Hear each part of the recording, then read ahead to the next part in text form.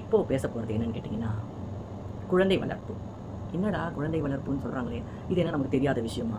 புதுசா ஏதோ சொல்ல வந்திருக்கிறாங்களா இவங்க? அப்படின்னு என்ன வயது ஒத்தவர்கள் நினைக்காதீங்க. எனக்கு உடைய வயது அதிகமானவர்களும் நினைக்காதீங்க. இளம் தாய்மார்களுக்கும் புதுசு கிடையாது. அந்த காலத்தில எல்லாருக்குமே எல்லாமே தெரிஞ்ச விஷயம் தான். ஆனா, இப்ப நான் சொல்ல வந்தது என்னன்னு கேட்டீங்கன்னா, இப்போ நமக்குள்ளே வாழ்க்கையில ஏதாவது ஒரு விஷயம் நடந்துச்சுன்னு வைங்களேன், யாராவது நம்ம பிள்ளைங்களோ யாராவது கேட்டா, "அட போங்கப்பா, அதெல்லாம் மறந்தே போச்சு" அப்படின்னு நம்ம சாதாரணமா சொல்றது உண்டு இல்லைங்களா? அந்த மாதிரி நம்ம குழந்தைங்கலாம் பெத்து வளர்த்து, இப்போ எனக்கெல்லாம் நியர்லி ஒரு 33, 34 இயர்ஸ் ஆயிருச்சு. என்னுடைய மூத்த மகன் பிறந்து, வளர்ந்து இப்போ அவன் அந்த வயசுல இருக்கான். ஸோ, அந்த மாதிரி பையன், பொண்ணுங்கள நம்ம வளர்த்ததெல்லாம் நிகழ்வுகள் நமக்கு ஞாபகத்துல இருக்குதுன்றத விட, அப்போ கொஞ்சம் பழசு தானே நம்மளுடைய விஷயங்கள் எல்லாமே பழசு. பட் அப்புறம் அப்புறம் பிள்ளைங்களுடைய பிள்ளைகள், பேர பிள்ளைகள் பிறந்த பிறகு அவங்கள வளர்க்குறபோது, அ ஒரு 10 வருஷத்துக்கு முன்னாடி ரெட்ட பேர பிள்ளைகள் என்னுடைய மகளுக்கு பொறந்தப்போ, என்டையர்லி டிஃப்ரெண்ட். புதுசு புதுசா சொல்லுவாங்க. இந்த மாரி செய்யக்கூடாது, பவுடர் நிறைய யூஸ் பண்ணக்கூடாது, குளிக்க வைக்கும்போது இப்படி தான் செய்யணும், அப்படி இப்படின்னு சில புது விஷயங்கள்லாம் நமக்கு வந்து ஆர்டர் பண்ணுவாங்க. இப்படி தான் வளர்க்கணும். என் பிள்ளை இப்படி பண்ணா மட்டும் நீ செய், இல்லைன்னா நீ செய்யாத அப்படின்னு சொல்லியிருப்பாங்க.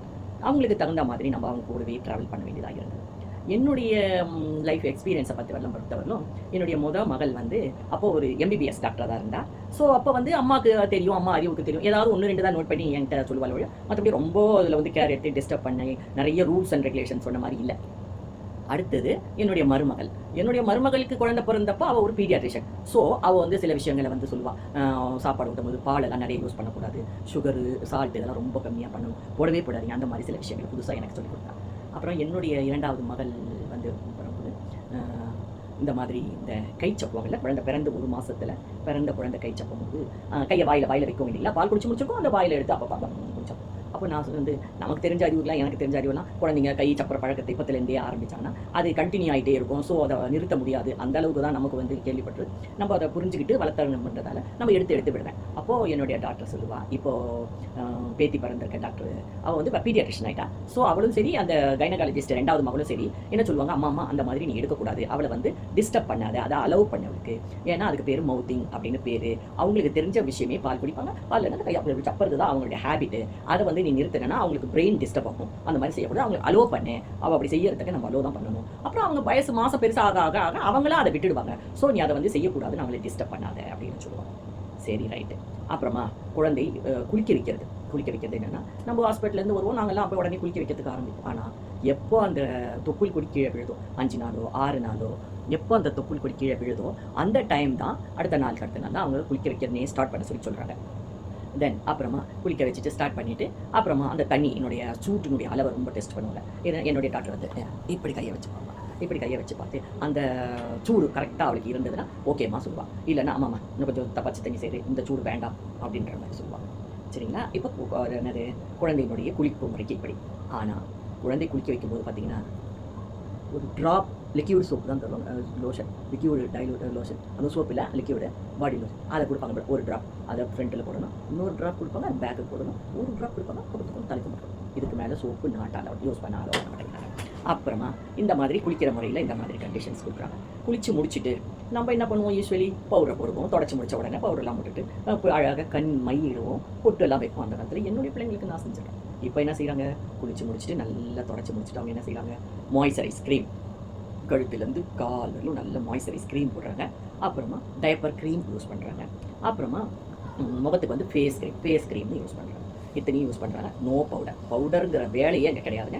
மற்றபடி இந்த ஐப்ரோ போடுறது, மற்றபடி முகத்துக்கு பவுடர் போடுறது இதெல்லாம் அலவுட் கிடையாது, செய்யறதில்ல. டைப்பர் வந்து இப்போல்லாம் நிறைய வாஷபிள் துணி டைப்பர் வருது, அதை யூஸ் பண்ணுறாங்க. அதை யூஸ் பண்ணிவிட்டு அந்த டைப்பரை வந்து ஒன்ஸ் யூஸ் பண்ணிவிட்டு அது 1 யூரின் 2 யூரின் ஆகிறதுக்கு எடுத்து வாஷபிளுக்கு போட்டுட்டு தென் அப்புறமா அடுத்த டைப்பர் துணி டைப்பர் யூஸ் பண்ணுறாங்க. நைட் ஆச்சுன்னா டைப்பர் யூஸ் பண்ணுறாங்க. இதில் இப்படி இருக்குது. அதுவும் க்ளீனிங், இப்போ யூரின் பண்ணிட்டாலும் சரி, மோஷன் போயிட்டாலும் சரி, அந்த க்ளீனிங் ப்ராசஸ் இருக்குது பாருங்கள். நம்ம எடுப்போம், துடைப்போம், முடிப்போம். அவங்க வந்து சென்சிட்டிவ் ஸ்கின்னு. ஸோ நம்ம வந்து என்ன செய்யணும், சாஃப்டாக தொட்டு துடைக்கணும். அதை வந்து ரஷ் பண்ணக்கூடாது, அவங்களுக்கு வந்து ரேஷஸ் வந்துடும் அப்படின்னு சொல்லுவாங்க. சரி, ரைட், முடிஞ்சுதுங்களா? அப்புறமா என்ன பண்ணுறாங்க, அழுத பிறகு என்னுடைய மாப்பிள்ளை என்ன பண்ணுறாரு, பழக்கம் தூங்க வைக்கிறதுக்கும் சரி, அழைய நிறுத்துறதுக்கும் சரி, நெஞ்சிலேயே கொடுக்குறாங்க. பெரிய புஷ்பேக் சேர் ஒன்று வாங்கியிருக்காங்க. அதை என்ன பண்ணுறாங்க, பால் கொடுக்க வேண்டியது, நல்ல பெட்டு மாதிரி அந்த சேர் ஆக்கியிருக்க வேண்டியது, அப்படியே நெஞ்சிலேயே போட்டு மகளும் தூங்குவா, பேத்தியும் தூங்குறா.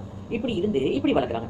இப்படி இருக்கும்போது நம்ம கீழே எடுத்து கடத்துனா எழுந்து அழுகுறாங்கன்னு சொல்கிறாங்க. நம்ம பிள்ளைங்க வளர்ப்புலையும் அப்படி தான். பிள்ளைங்க தூங்கி எடுத்தோன்னே எடுத்து கடத்தினா அழும், அவரை தட்டி கொடுக்கணும், தூங்க வைக்கணும், கட்டு, இப்படியே தான் பழக்கப்படுத்துவோம். நாங்கள் கீழே படுக்கிறதுக்கு அதுக்கு ஒரு பழக்கம் வேணுமே. ஆனால் இவங்க அப்படி ட்ரை பண்ணுறதே கிடையாது. நெஞ்சிலேயே கொடுத்து தூங்க வைக்கிறாங்க.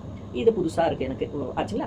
அப்புறமா தூங்க வச்சு முடிச்சாச்சு. அப்புறம் அழுகுறாங்க. 1.5 மாதம் 1.25 மாதம் 1.5 மாதம் ஆகாங்க. அப்பப்போ நை நை நைன்னு அழுவாங்க. நான் அப்போ சொல்லுவேன் என் பேத்திக்கிட்ட, அம்மா உனக்கு பால் குடிச்சிட்டிங்களா, வயிறு ஃபுல்லாகிடுச்சா, தூக்கம் வந்தால் தூங்குங்க, தூங்கலைன்னா ஆச்சுக்கிட்ட கதை பேசுகிற, ஆச்சு கதை கேளுங்க, அழாதடிங்க நீ சொல்லும் அப்படின்னா என்னுடைய பீடியாட்ரிஷன் டாக்டர் பொண்ணு சொல்லுவா, அம்மா அது அழுவுறது ஏன்னு முதல்ல நீ தெரிஞ்சுக்கம்மா, அதுக்கு பேர் கோலிங் அப்படின்னா அவங்களுடைய இன்டெஸ்டைன் எல்லாம் விரிவடையும். அவங்களுடைய க்ரோத் வந்து இப்போ ஸ்டார்ட் பண்ணும்போது அவங்களுக்கு அது வந்து கொஞ்சம் பெயின்ஃபுல்லாக இருக்கும். அவங்களுக்கு கொஞ்சம் அந்த மாதிரி ஃபீலிங்ஸில் அவங்க நை நை நை நைன்னு செய்ய தான் செய்வாங்க. அது நேச்சர். அதனால நீ வந்து அழாதன்னு சொல்ல வர, அவங்க இப்படி தான் இருப்பாங்க இந்த மாதத்தில் அப்படின்னு சொல்லுவாங்க. அடுத்த முறை நான் ஏமா அழுகுறேன்னு கேட்க மாட்டேனே. எதுக்கு? அவங்க தான் ஒரு மெடிக்கலி ஒரு ரீசன் சொல்கிறாங்க. அதனால் நம்ம அதையும் சொல்கிறதில்ல. சரிங்களா, முடிஞ்சிருச்சு. இப்போ 2 மாத குழந்தை. 2 மாத குழந்தை என்ன செய்யுது? லிசன் பார்க்குது. இப்போ அழகாக பார்க்குற பிறகு காண்டாக்ட் இப்போ 2 மாதம் முடிஞ்சிருச்சு. ஸோ காண்டாக்ட் பண்ணுது. அப்புறம் ஒரு அந்த இது கீ கொடுப்போம். அப்போல்லாம் நம்ம வந்து கீ கொடுத்தா ஒரு சொயின்னு சுற்றி செய்யும். அது வந்து ரொம்ப இரிட்டேட்டிங் பண்ணுறான். ஸோ அதை பண்ணலை, அது வாங்கலை. இப்போ என்ன பண்ணுறாங்க, பாண்டா, எலிஃபெண்ட், பீரு அப்படின்னு சொல்லி ஒரு 5-6 பொம்மைங்க இருக்குது. அது சுற்றி லேசாக கீ கொடுத்தா ஒரு ரவுண்டு வருது. அப்போ அந்த குழந்தை என்ன செய்கிறா, என் பேத்தி அந்த ரவுண்டு போக அந்த பொம்மைகளை எல்லாம் பார்க்குறா. அந்த பொம்மைகளே பார்க்குறா. அப்புறமா இந்த மாதிரி சில சின்ன விஷயங்களை செய்யலாம். அப்புறமா இந்த வயிற்றுல இருக்கு இல்லைங்களா, தலைக்கீழ கமத்தி படுக்க வைக்கிறது. அதுக்கு என்ன சொல்கிறது, அது பேர் மறந்துட்டேங்க. அதை வந்து இது பண்ணுறாங்க. அதை வந்து கமத்தி படுக்க வைக்கிறாங்களா. கமத்தி படுக்கும்போது அழகாக என் டாக்டர் என்னுடைய பேத்தி வந்து தலையை தூக்கி இப்படி பார்க்குறான். அப்போது ஒரு குழந்தைக்கு வந்து நல்ல போன் ஹெல்த்து, ஸ்பைனல் நல்லா இருந்துச்சுன்னா அந்த தலையாகப்பட்டது கொஞ்சம் கூட ஷேக்கலை. அப்படி நல்லா அப்படி பார்க்குறா. இந்த மாதிரிலாம் அவங்களுடைய நிகழ்வுகள் அவங்களுடைய வளர டே டு லைஃப்பில் இருந்துகிட்டு இருக்கு. இதை வந்து நான் இப்போ வந்து ஒரு ஆட்சியாக ஒரு புது அனுபவங்களோட ட்ராவல் பண்ணுறேன். அதனால தான் அதை சுட உங்ககிட்ட சொல்லணும்னு தோணுது. அப்போ என் டாக்டர் ஒரு நாள் கேட்டா, மாமா நீ எங்களை வளர்த்துருப்ப, அப்புறமா தொடர்ந்து உன்னுடைய 4 பேரங்கள் எல்லாம் வளர்த்துட்ட, இப்போ பேத்தி வளர்க்குறத பார்க்குறேன்மா, இதில் நீ என்னம்மா புதுசாக கற்றுக்கிட்ட அப்படின்னு சொல்லி என்ன ஒரு நாள் கேட்டா. நான் சொன்னேன், அழப்போம்மா நீங்கள்லாம் குழந்தை வளர்க்குறத ரொம்ப காம்ப்ளிகேட்டடாக ஆக்கிறீங்க, ரொம்ப கேர் எடுக்கிற மாதிரி எனக்கு தோணுது. இது செய்யப்படாது, அது செய்யக்கூடாது, இதை செய்யக்கூடாது அப்படின்ற மாதிரிலாம் நீங்கள் வந்து பாயிண்ட் அவுட் பண்ணி வளர்க்குற மாதிரி எனக்கு தோணுது. இதில் புதுசாக இந்தம்மா கற்றுக்கிறதுக்கு இருக்குது அப்படின்னு நான் வந்து அவங்ககிட்ட சொல்கிறேன். கற்றுக்கிறத விட இதுதான் எனக்கு முதல்ல தோணுதுமா அப்படின்னு நான் சொன்னேன். உடனே அவன், அடப்போமா உனக்கெல்லாம் ஒன்றும் சொல்ல முடியாதுமா அப்படின்னு சொல்லிட்டான். இன்னும் முக்கியமானது உங்ககிட்ட ஒன்று சொல்லலையே, பால் கொடுத்து முடிச்ச உடனே இந்த பர்க்குன்னு ஏப்பம் விடுறேன். இந்த விஷயம் இருக்கு. நான்லாம் சத்தியமாக என் பையன் இருந்தால், என் பொண்ணு இருக்கா, என் குட்டி பொண்ணு 3 பேரையும் வளர்த்துக்கேன். நான் என்றைக்குமே ஏப்பம் எடுத்ததா எனக்கு நினைவுகள் இல்லவே இல்லைங்க. ஆனால் இந்த பேரன்களையும் சரி, இந்த பேத்தி புதுசாக பிறந்திருக்க பேத்திக்கும் சரி, இந்த ஏப்பம் எடுக்கிற விஷயம் இருக்குது பாருங்கள். தூக்கி தோளில் போட்டுட்டு நான் டப்புன்னு தட்டுவேன். அது ஏப்பம் சில சமயம் டக்குன்னு வரும், சில சமயம் வராது. அடப்பாமா ஏப்பம் வரல மண்ணா படுக்க வச்சுவேன். ஆனால் என் பொண்ணு பீடியாட்ரிஷன் நல்ல குழந்தைட்டு உட்கார வச்சுப்பா, தலையில் வச்சுக்கிட்டு அப்படியே வச்சுக்கிட்டு இப்படி 2 ஷேக் போடுவான், டப்புன்னு வந்துடுங்க ஏப்பா. நமக்கு அந்த மாதிரிலாம் அவ்வளோ சீக்கிரமாக அந்த குழந்தையை தூக்கி வச்சு அந்த மாதிரிலாம் செய்கிறதுக்கு நமக்கு தோணலை. பட் அவங்க வந்து குழந்தை டாக்டர், அதனால் அவங்க டக்குன்னு செய்கிறாங்க. அந்த ஏப்பம் எடுக்க வைக்கிறது ரொம்ப சேலஞ்சாக தான் இருக்குது எனக்கு, என்னை பொறுத்தவரைக்கும். சரி, அப்புறம் இப்போ 2 மாதம் தான் முடிஞ்சிருக்கு. இனி 3வது மாதம் 4வது மாதம் நிகழ்வுகள் என்னென்ன, புதுசாக இவங்க என்னெல்லாம் எனக்கு சொல்லிக் கொடுக்குறாங்க பீடியாட்ரிஷன் ஆகிய என்னுடைய மகள், அதெல்லாம் நான் அவங்க கூட ஷேர் பண்ணிக்கிறேன். அப்புறமா இனி பெரிய சேலஞ்ச் என்ன தெரியுங்களா, 6 மாதம் முடிஞ்சு ஒரு சாப்பாடு கொடுக்குற டைம் ஒன்று வரும் பாருங்க, அது தாங்க பெரிய விஷயம். அதெல்லாம் அவங்க கூட ஒவ்வொரு முறை என் பேத்தி வளர நான் பார்த்துக்கிறேன், புதுசாக கேட்டுக்கிற விஷயங்களை வந்து உங்கள் கூட ஷேர் பண்ணிக்கணும்னு ஆசைப்பட்டு தான் இதை நான் உங்ககிட்ட பேசுகிறேங்க. சரிங்களா, இதை வந்து நான் முதல்ல சொன்ன மாதிரி நான் முதல்ல வீடியோ போட்ட விஷயங்கள் வந்து கண்டிப்பாக எல்லோரும் பாருங்கள். அந்த வீடியோ உங்களுக்கு ரொம்ப பிடிக்கும்னு நினைக்கிறேன். உங்களுடைய கருத்துக்களையே நான் சொன்ன மாதிரி இருக்கும். இப்போ நான் சொன்ன குழந்தை வளர்ப்புன்றதை விட குழந்தையோடு ட்ராவல் பண்ணுற, பேத்தியோடு ட்ராவல் பண்ணுற புது ஆட்சியான நான் பார்த்த விஷயங்கள், நான் வந்து தெரிஞ்சுக்கிட்டது என் பொண்ணு மூலியமாக, அதை தான் அவங்க கூட இப்போ நான் ஷேர் பண்ணியிருக்கேன். சரிங்களா, இதையும் பாருங்கள். Okay, thank you.